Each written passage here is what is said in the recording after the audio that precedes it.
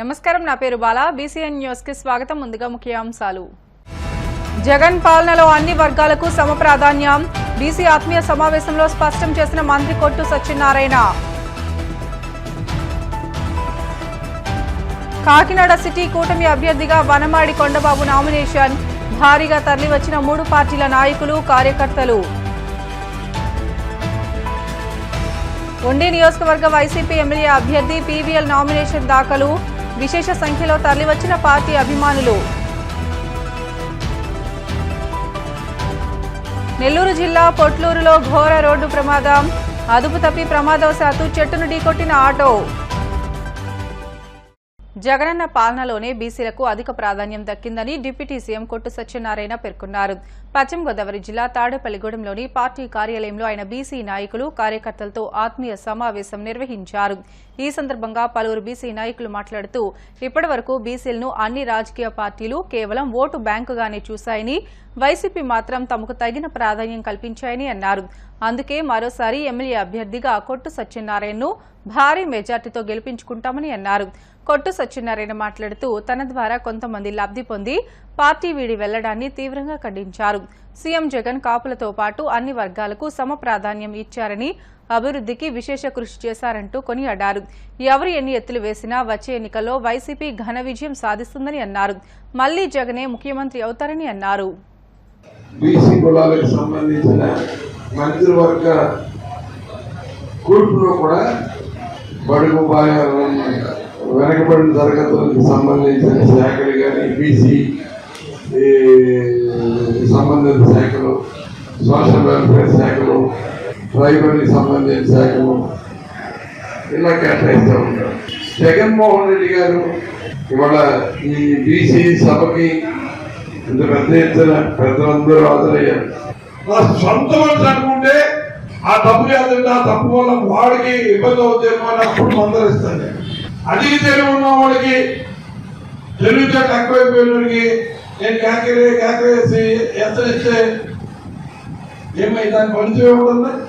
ఇవాళ అహంభావంతో, అహంకారంతో నన్ను అడ్డుపెట్టుకుని లక్షలు సంపాదించి ఇవాళ కూడా ప్రభుత్వ స్థలాన్ని ఆక్రమించి కట్టేద్దామని ప్రయత్నం చేసి ఇవాళ నేను ఎందుకంటే ఇటువంటి వాడిని క్షమించకూడదు. సామాన్యుడిని ఏదో తెలిసి తెలియక చేసిన వాడిని మనం వదిలేయచ్చు. అధిక తెలుగుతోటి మన అమలు చేయాలని ప్రయత్నపూర్వకంగా అమలు చేసి మనతో ఉపకారం పొంది ఇవాళ వరకు ఉపకారం పొందుతూనే ఓటులు తీసి తప్పదగలేద్దాం అనుకున్నామని మీరు కూడా నన్ను తిడతారు. రేపు ఇంత మంచితనం పనికిరాదండి.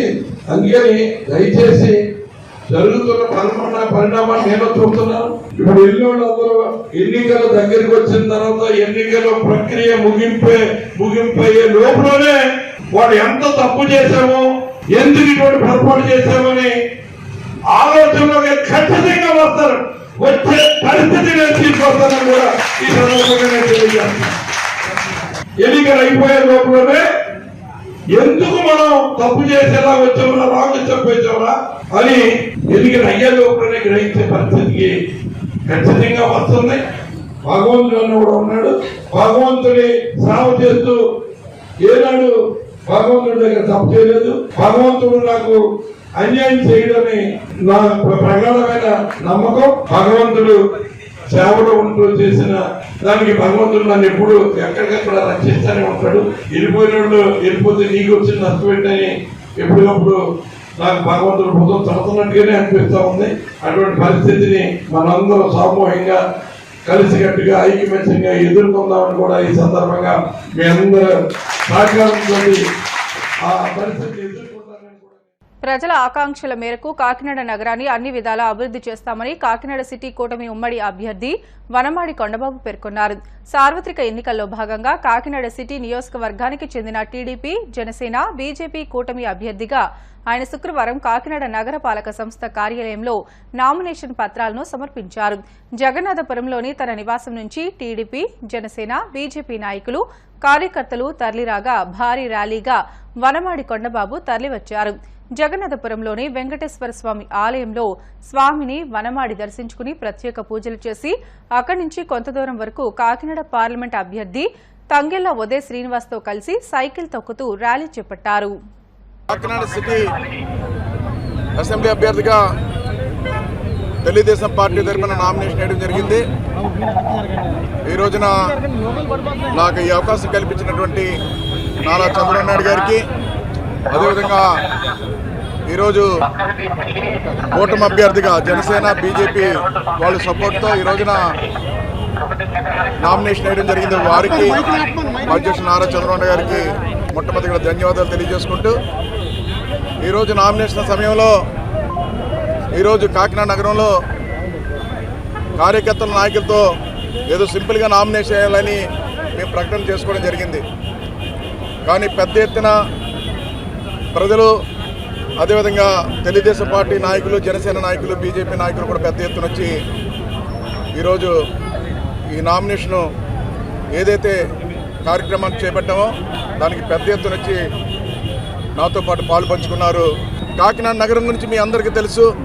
2 సార్లు శాసనసభ్యులుగా పనిచేస్తాను. నేను 2 సార్లు శాసనసభ్యులుగా పనిచేసి ఈ కాకినాడ ప్రజల యొక్క మనోభావాలకు అనుగుణంగా కాకినాడ ప్రజల యొక్క అభివృద్ధి ఏది ఆకర్షించారో దాని విధంగా అభివృద్ధి చేసుకుంటూ ముందుకెళ్ళాను.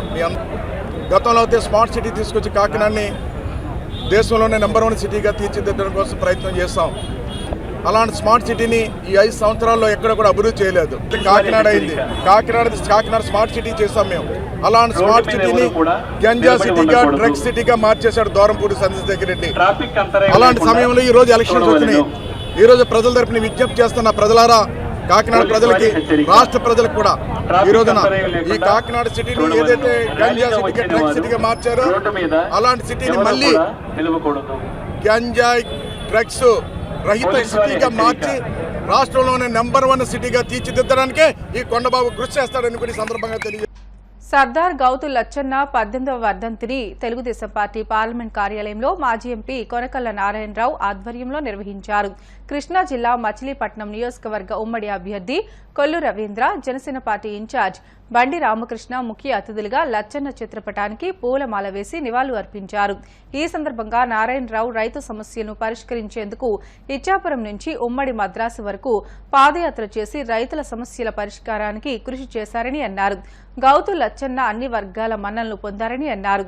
ఈ కార్యక్రమంలో కొల్లు రవీంద్ర, బండి రామకృష్ణ, కూటమి నాయకులు, కార్యకర్తలు పాల్గొన్నారు.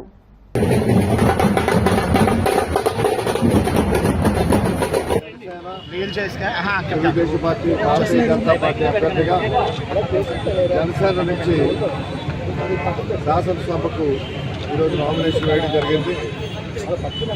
అనకాపల్లి పుర ప్రజలు, కార్మికులు, కర్షకులు, విద్యార్థులు, మహిళలు, అన్ని వర్గాల ప్రజలు, 3 పార్టీల నాయకులు అందరి సమక్షంలో ఈరోజు నామినేషన్ వేయడం జరిగింది. ఉమ్మడి పార్టీల ఎన్నికల వాగ్దానాల్లో భాగంగా అందరికీ 4,000 రూపాయల పెన్షను, ప్రతి నెల వారి ఇంటికే చేరే విధంగా, వికలాంగులకి 6,000 రూపాయలు పెన్షను, అది కూడా వారి ఇంటికే చేరే విధంగా వ్యవస్థ కొనసాగిస్తూ రైతు బంధు అని ప్రతి రైతుకు 20,000 రూపాయలు రాష్ట్ర కేంద్ర ప్రభుత్వాల ద్వారా ఇచ్చే కార్యక్రమం కానీ, మహిళలకు పెళ్లి కానుకగా 1,00,000 రూపాయలు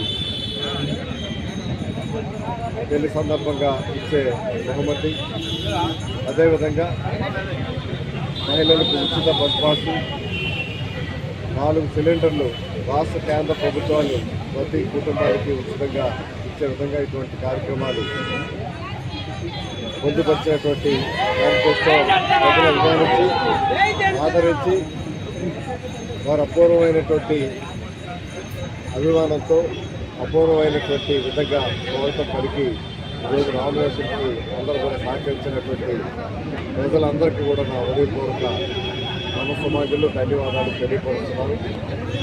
జనసేన గుర్తైనటువంటి రాజు గ్లాస్కు, అదేవిధంగా పార్లమెంట్ అభ్యర్థి అయినటువంటి సీఎం రమేష్ గారికి కమలం గుర్తుపై ఓటు వేసి గెలిపించాల్సిందిగా మరొకసారి అనకాపల్లి ఎమ్మెల్యే అభ్యర్థిగా కొనతాల రామకృష్ణ శుక్రవారం నామినేషన్ దాఖలు చేశారు. అనకాపల్లిలోని జనసేన పార్టీ కార్యాలయం నుంచి దీపిక రిటర్నింగ్ అధికారి కార్యాలయానికి బయలుదేరారు. నామినేషన్ దాఖలు చేయడానికి తెలుగుదేశం, జనసేన, బీజేపీ కార్యకర్తలు పెద్ద ఎత్తున వచ్చారు. నామినేషన్ కార్యక్రమానికి బీజేపీ పార్లమెంట్ అభ్యర్థి సీఎం రమేష్, మాజీ ఎమ్మెల్యే లీలా గోవిందు సత్యనారాయణ, మాజీ ఎమ్మెల్సీ బుద్ధ నాగ జగదీష్, నాయకులు, కార్యకర్తలు పెద్ద సంఖ్యలో పాల్గొన్నారు. సర్దార్ గౌతు లచ్చన్న గారికి మన కృష్ణా జిల్లాతో చాలా అనుబంధం ఉంది. ఆయన అనేక కార్యక్రమాలు మన కృష్ణా జిల్లాలో వచ్చి నిర్వహించడం జరిగింది. మా తండ్రి గారికి అత్యంత ప్రియమైన గురువు, రాజకీయ గురువు అయిన. మేము గౌతు లచ్చన్న గారి శిష్యులుగా చెప్పుకోవడానికే మేము ఎక్కువ ఇష్టపడతాం. మేము వాళ్ళ శిష్యులుగానే రాజకీయ జీవితాన్ని ప్రారంభించాం. గౌతు లచ్చన్న గారు స్వాతంత్ర పోరాటంలో అనేక సంవత్సరాలు జైలు చేయడం కాకుండా జయాంధ్ర మూమెంట్లో రాజకీయ ఖైదీ కింద ఆయన అరెస్ట్ చేసి 1.5 సంవత్సరాలు జైల్లో పెట్టారు. అలాగే ఎమర్జెన్సీ వచ్చినప్పుడు ఎమర్జెన్సీలో కూడా ఆయన అరెస్ట్ చేసి మరి ఆయన జైల్లో పెట్టడం జరిగింది. మరి అటువంటి నాయకుడు మచ్చలేని జీవితాన్ని గడిపినటువంటి వ్యక్తి. రైతు సమస్యల పరిష్కారం కోసం శ్రీకాకుళం నుంచి మద్రాసు, అప్పుడు రాజాజీగా మన ఉమ్మడి రాష్ట్రంగా ఉండేవాళ్ళం, పాదయాత్రగా వెళ్ళి పాదయాత్రలకి శ్రీకారం చుట్టినటువంటి నాయకుడు. రాష్ట్ర సమస్యల పరిష్కారం కోసం, రైతు సమస్యల పరిష్కారం కోసం ఆయన ఆ రోజున రాజాజీ గారు ముఖ్యమంత్రిగా ఉన్నారు, వెళ్ళి రైతు సమస్యలను పరిష్కారం చేయడం జరిగింది. ఆయన మండల కమిషన్ సిఫార్సులు, మురళీధరరావు కమిషన్ సిఫార్సులు, బీసీల యొక్క భవిష్యత్తు కోసం 2 కమిషన్లు వేస్తే ఆ కమిషన్లు చాలా కాలంగా ఎవరు ఇంప్లిమెంట్ చేయకపోతే గౌతు లచ్చన్న గారు నిరంతరం ఆయన ఆఖరి దశలో ఈ మండల కమిషన్ సిఫార్సుల కోసం పోరాడుతుండేవాళ్ళు. మరి అది ఇవాళ రోజున ఆ సిఫార్సులు అమలు చేయడం వల్లే స్థానిక సంస్థల్లో రిజర్వేషన్లు మనం పొందగలుగుతున్నాం. ఆనాడు ఒక విలువలతో కూడినటువంటి సమావేశాలు అసెంబ్లీలో జరిగాయి. మరి పుచ్చలపల్లి సుందరయ్య గారు కానీ, వావిలాల గోపాలకృష్ణ గారు కానీ, ఇలా అనేక మంది మేధావులు అసెంబ్లీలో రాష్ట్ర భవిష్యత్తు గురించి చర్చించుకుని ఎక్కడా కూడా ఎటువంటి వివాదాలకు తావు లేకుండా అసెంబ్లీ సమావేశాలు నిర్వహించుకునేవారు. అధికార పక్షం వాళ్ళు కూడా వాళ్ళు తప్పు చేస్తే వాళ్ళు కూడా ఆ రోజున పెద్దల మాటకి కట్టుబడి ఉండే పరిస్థితి ఉంది. కానీ ఇవాళ జరుగుతున్నటువంటి అసెంబ్లీ సమావేశాలు బూతుల పురాణాలు, వ్యక్తిగత జీవితాల మీద దుర్భాషలు తప్ప ఇవాళ అలాంటి పరిస్థితి లేదు. తిరిగి మళ్ళీ అలాంటి పరిస్థితి మన రాష్ట్రంలో రావాలి. తిరిగి మళ్ళీ మన రాష్ట్రంలో నిజమైనటువంటి చర్చలు జరిగే అసెంబ్లీని మళ్ళీ మనం నిలబెట్టుకోవాలి. దానికి ప్రతి ఒక్కరు కూడా భాగస్వాములు కావాలి. మరి అందుకని ఆయన వర్ధంతి సందర్భంగా ప్రతి ఒక్కరిని నేను కోరుతాను. బ్రిటన్లో షార్ట్ బ్రేక్ తీసుకుందాం. Stay with us.